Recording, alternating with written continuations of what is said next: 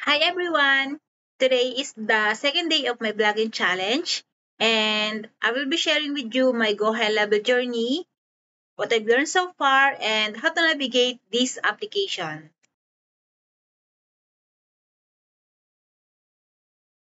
Go High Level is an all-in-one marketing and CRM platform.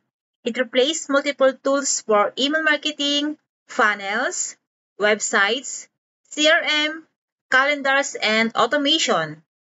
Originally, this is built for agencies, but now it's great for freelancers, coaches, and local businesses. So instead of paying for different applications, you can handle it all in one place with Go High Level. That means you can save money, time, and everything organized for your leads and clients. So this is the main dashboard of Go High Level. Ang ginagamit ko is Funnel Pro, which is this is my sub-account for my learning Go High Level. And this is the dashboard.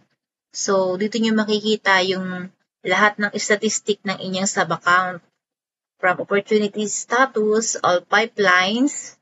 So, yung lahat ng pipelines, dito mo siya mabibview. Yung statistic niya.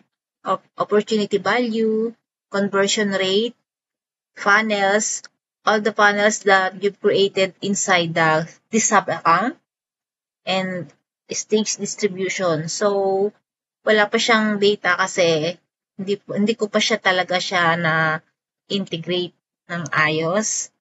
So, yung conversation, dito sa tab na to, makikita mo lahat ng conversations dito sa iyong Go High Level. From SMS, from emails. Yan, dito mo siya makikita. This is the unread. So, recent conversation. And then, all.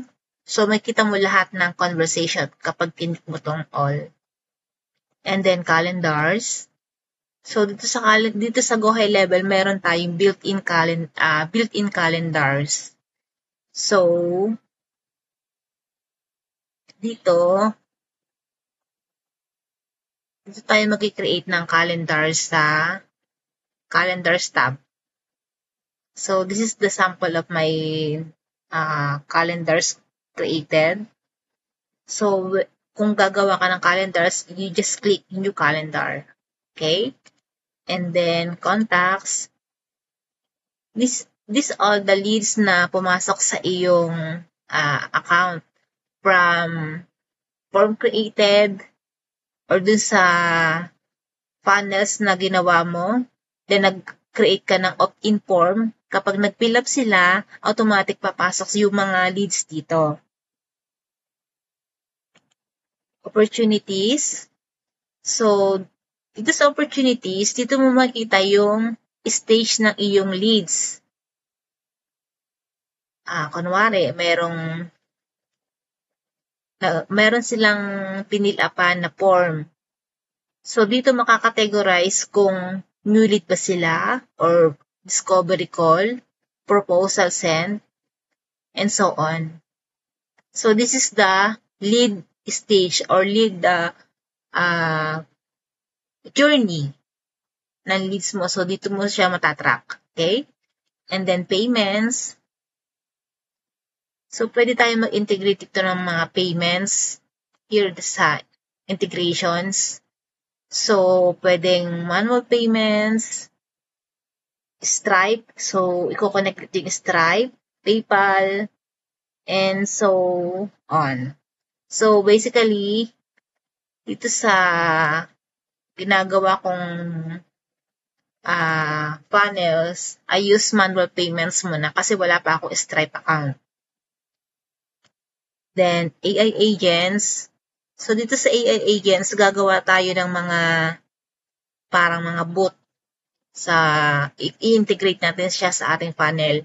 So, instead na manual ka magre-reply, yung voice AI na or yung conversational AI na yung magre-reply para sa'yo. So, marketing. So, dito, pwede mo siyang i-connect yung iyong mga Facebook or yung social media account. Instagram, LinkedIn, TikTok. Yeah. Basta, siya, page siya. So, pwede mo siyang i-connect. Yung mga profile account mo, hindi siya pwede, hindi siya tatanggapin dito. So, dapat siya is naka-page. Okay? And automation. So, dito sa automation, dito tayo mag-automate ng ating workflow. So, for example, merong nag-fill up sa form, automatic, may marireceive silang email. So, dito yan. And sites. Dito naman sa sites is dito yung funnels. Kung gagawa tayo ng funnels, websites, mga webinars, and surveys, quizzes. So, dito yan. Dito sa tab na to. Or sa menu. Okay? Membership. So, ito yung membership. Pwede ka mag-create ng membership dito sa Go High Level.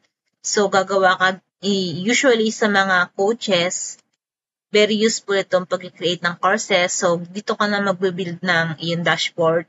And yung mismong courses mo, dito mo na siya bubuuin. So, meron siyang communities, groups. Yan, gagawa ka dito ng communities. Yan, and then, Go Collab Market.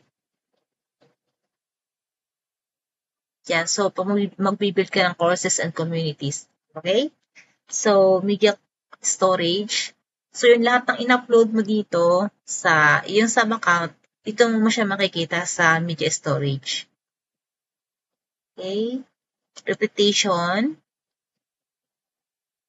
So, dito sa reputation, pwede kang i-connect mo dito yung iyong Google. Then, pwede kang humingi ng mga reviews.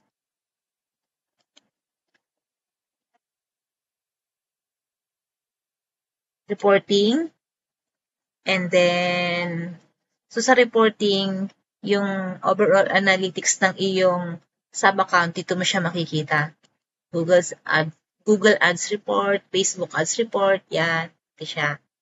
And App Marketplace. So dito, pwede mo siyang integrate yung mga App Marketplace application.